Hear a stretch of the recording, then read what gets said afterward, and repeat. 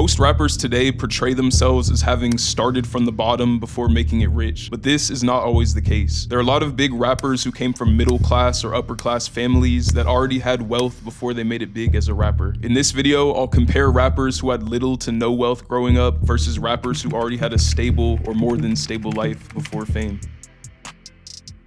One of Drake's most iconic lyrics is "started from the bottom, now we're here." While Drake wasn't necessarily rich growing up, he definitely wasn't starting from the bottom either. Drake is originally from Weston, which is a lower income area in Toronto, but moved to Forest Hill after grade 6, which is one of the richest neighborhoods in all of Toronto. Enough about the car, let's go inside.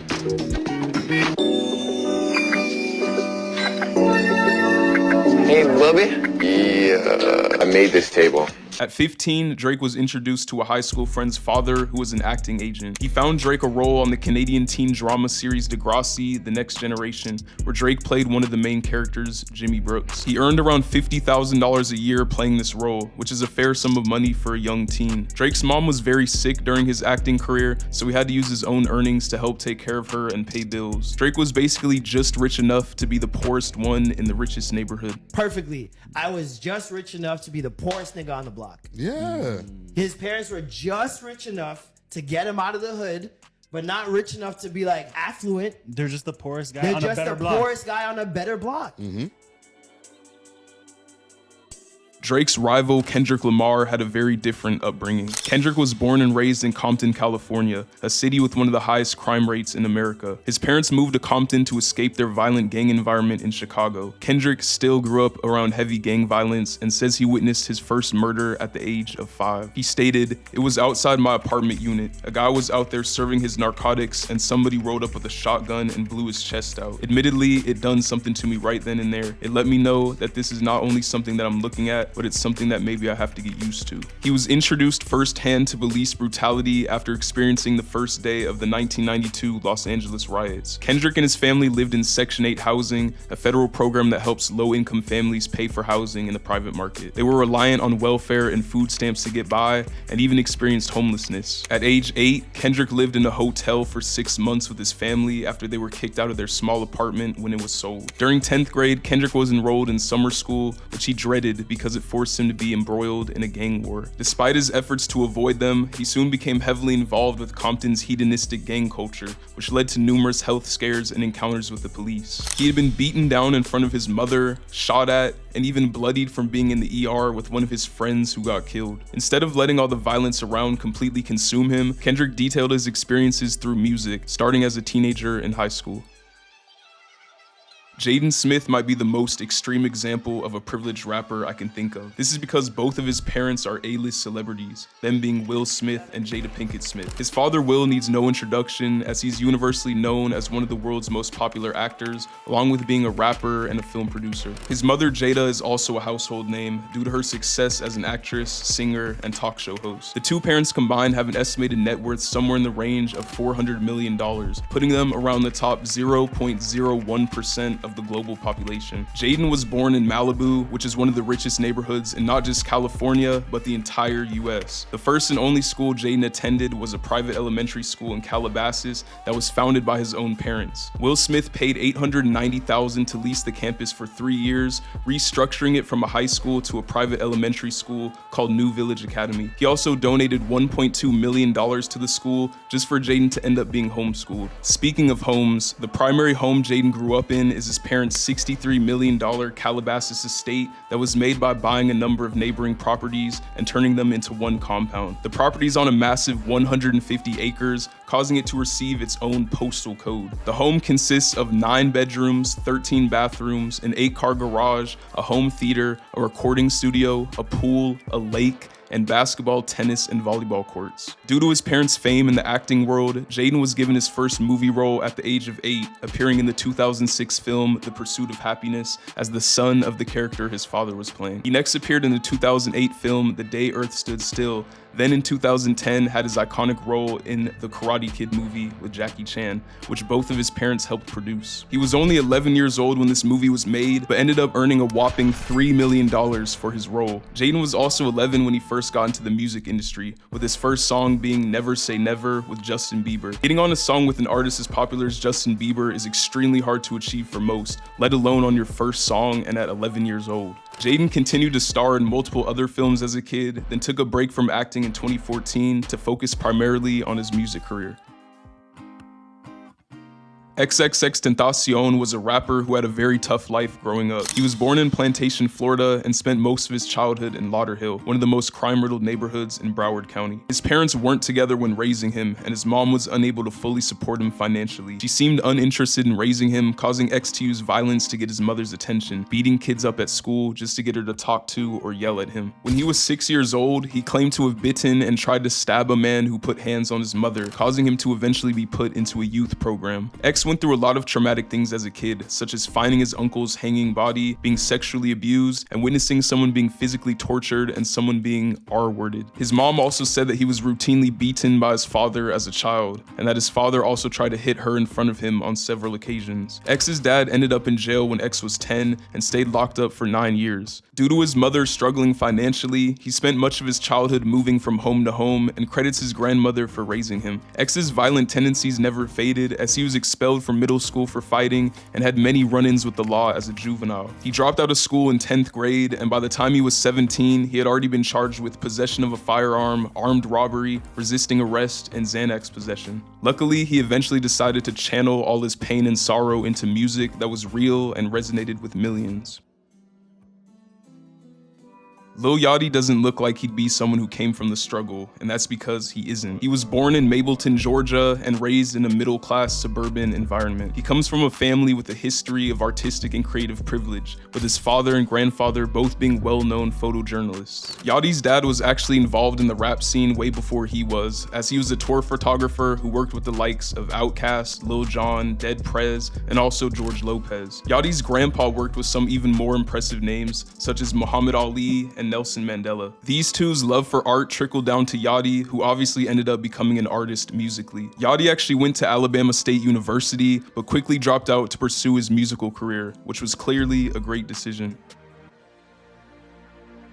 Eminem is one who had it rough from literally the very beginning, as his 15-year-old mother almost died during her 73-hour labor with him. His father abandoned the family when Eminem was a year and a half old, meaning he would be raised only by his mom. His mom struggled to make ends meet as a single parent, causing her son Eminem to grow up in poverty. By the age of 12, Eminem and his mom had been mostly living with family members, as they had bounced around numerous trailer homes and public housing projects in different states, rarely staying in one place for more than a year or two due to them always getting evicted. They started in St. Joseph, Missouri, before living in Savannah, Kansas City, Warren, Roseville, and eventually settling down in Detroit, one of the most dangerous cities in the entire United States. Eminem and his mom were one of only 3 white households on their block, causing Eminem to be beaten several times because of his race. Eminem having to switch schools almost every 2 or 3 months made him a target for bullying, since he was always the new kid. He was often beat up in the hallways and bathrooms and shoved into lockers, even falling into a coma at one point from a bully who gave him a traumatic brain injury and cerebral hemorrhage. His abuse unfortunately continued after school as well, as his mother was a mentally ill addict and alcoholic who would beat and abuse him herself. She had another kid when Eminem was 13, and Eminem claims that he was the one who raised his younger half-brother. He worked at several jobs to help his mother pay the bills,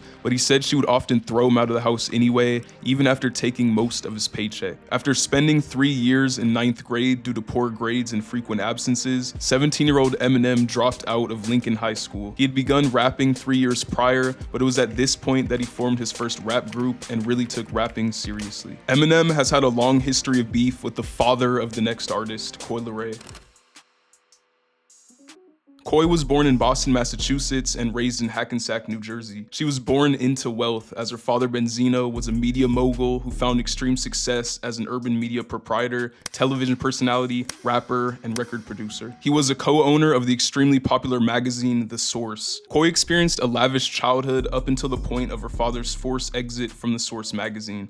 Coi was 9 years old at the time and began living with her mom, who was at a completely different income level to Coi's father Benzino. Coi would still fly to her father every Christmas, summer, spring, and birthday, but when she was with her mom, things weren't all nice and sweet. Her family's lifestyle completely changed as they had to adjust to a new normal, even relying on food stamps at one point. Coi started making music at age 14, being inspired by her father, but she stopped not long after. By age 16, she'd already worked a few basic jobs and decided to drop out of high school after making good money in sales, earning up to $1,300 every Friday. She still had a hunger for more though, and wanted to get back to the lifestyle she had before her parents were divorced. This is what caused her to work on music again and take it seriously, which ended up working out, as she's now estimated to be worth over double that of her father.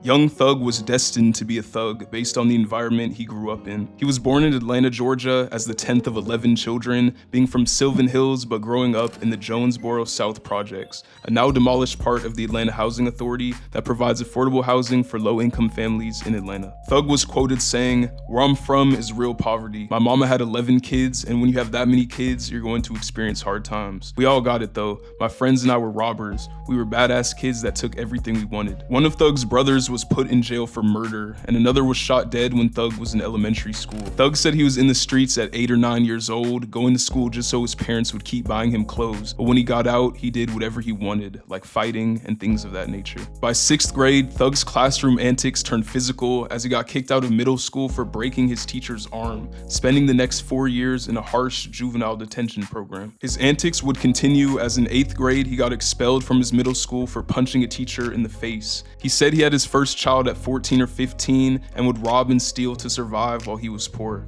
Now that he has made it big time, he made it a point to give back to those in situations similar to the one he was in, stating, "I remember not having anything, so I want to always stay involved. Whenever I go back to my side of town, Cleveland Avenue, I know I have to bring money because there will be friends or cousins or people I knew from 6th grade who are going to ask me for money. My fiance always says I look like Santa Claus because I'm just giving everyone something." Another rapper from Atlanta that came from a much better position than Young Thug is Destroy Lonely. Lonely was quoted saying, "When I was younger, my life wasn't too hard, it wasn't too bad." Lone's father was a successful rapper signed to Ludacris's Disturbing the Peace label. Lone didn't actually live with his dad, but he still lived in a big house in what looks like a nice suburban neighborhood. My shot turned out up to date. Cavities need to be filled. Teeth supposed to be getting braces in July. And all that good jizz. In 6th grade, he moved to the south side of Atlanta, Georgia to live with his grandmother who, quote, lived in the hills. Here, he would be homeschooled by his grandma, who used to be a teacher. When he was 12, he started on his first passion, which was content creation. Minecraft, Call of Duty, Happy Wheels, Daisy, a whole bunch of different stuff. It's just gonna be a gaming channel in general. I'm on the YouTube come up, just wait till I get as famous as Tobuscus. He then started live streaming gaming a couple years later. I can't do this by myself. What a bad teammate you are. This is why I don't mess with y'all. I play by myself. I'm dead now. He returned back to public schooling in 9th grade, and it was actually here where he would begin his music journey, making his first songs at 14 in a recording studio at his school. A$AP Rocky had a very rocky upbringing. He was born in the Harlem neighborhood of Manhattan, New York, growing up on 116th and Morningside, a neighborhood described as being full of crack zombies back in the 1980s. He moved to Harrisburg, Pennsylvania at age 8 and lived there for 3 years before moving back and forth between New York and Pennsylvania. When Rocky was 12, his father was arrested and sent to prison for selling narcotics. A year later, tragedy struck again when Rocky's older brother was killed in Harlem. At this point, Rocky and his mom and sister were bouncing around different homeless shelters during his teenage years. He recalls his school friends asked him to come over after class, but he always had an excuse because he was too ashamed to let anyone know that he was living in a shelter. At age 13, Rocky started dealing drugs like his father in order to pay the bills. He started by selling weed, but by age 14 or 15 was selling crack in the Bronx. Luckily, Rocky staying in the Bronx gave him the connections to eventually join A$AP, a collective whose acronym spelled out fully explains Rocky's mindset: always strive and prosper. Chance the Rapper had a high chance of success from the very beginning, with both of his parents being successful working in politics. His mother worked for the Illinois Attorney General, and his father was a political aide to Chicago Mayor Harold Washington and then Senator Barack Obama. Chance had a comfortable life growing up in the middle-class neighborhood of West Chatham on Chicago's South Side. He first got to meet Obama when he was 9, and by the time he was 13 or 14, told him about his aspirations to be a rapper, which Obama responded to with, "Word." For high school, Chance attended the selective enrollment Jones College Prep, where he was a member of the Jewish Student Union. His family planned on moving to Washington, D.C. because his father was working on Obama's campaign, but those plans eventually fell through. His dad ended up working in the first term of President Obama's administration in the Department of Labor. Chance's parents hoped he would follow them into politics, and his college prep teachers ridiculed his aspirations to become a rapper, but he wasn't gonna let anyone stop him from doing the job he knew he wanted to do since he was 7. When YoungBoy was a young boy, he did not have an easy childhood whatsoever. He was born in Baton Rouge, Louisiana, which is always ranked as one of the least safe cities in the entire country. When he was a toddler, he broke his neck while wrestling, with the injury requiring a head brace that left the signature permanent scars on his forehead. When YoungBoy was 8, his dad was sentenced to 55 years in prison for a robbery gone wrong. It was at this point that he moved in with his grandmother because his mother had also moved out of the neighborhood. Unfortunately, things got even worse 2 years later, as his grandma passed away when he was 10. Following her death, YoungBoy was sent to a group home where he would get beaten up by other boys for no reason. He eventually moved in with his friend and fellow Baton Rouge rapper, OG33. OG33's mom recalls the two boys getting into all sorts of trouble in pursuit of their rap dreams, committing criminal acts such as stealing car batteries out of 18-wheelers and selling them in hopes of paying for studio time. When YoungBoy was 14, he was arrested for robbery and placed in a detention center. It was this arrest that made YoungBoy realize that his main focus should be on music instead of being involved in criminal mischief with his friends. Shortly after he was released from the detention center, YoungBoy dropped out of the 9th grade to focus on music full-time. Lil Mabu is a drill rapper who raps about guns, drugs, and violence, but his lavish life growing up was a far cry from the violence and crime he raps about. He was born and raised in Manhattan, New York, which is one of the most expensive places to live in the entire US. He grew up in a 3,327 square foot condo, 5 bedrooms and 5 bathrooms on the Upper East Side. His family also owned a 6,182 square foot mansion in Watermill, which they could escape to on weekends or during school breaks. The two properties combined are worth close to $12 million. The Buckley School, which is where Mabu went to middle school, costs $55,500 per year in tuition, which is nearly the average American salary. The prep high school he went to, called the Collegiate School, costs $60,000 a year and has schooled generations of the Vanderbilt and Kennedy families. My name is Matthew DeLuca. I go to the Collegiate School. I'm in 9th grade, and my favorite thing about Kids Walk for MSK Kids is getting together with friends and family to support such a wonderful cause. Before focusing on music, Mabu was a model student, winning the 69th annual Jack Woodruff Memorial Public Speaking Competition and the Jamie Porter Cup for excellence in writing, paving the way to a career in the public sphere. For some reason though, he decided to pivot to rapping in the hood about a lifestyle he never actually lived.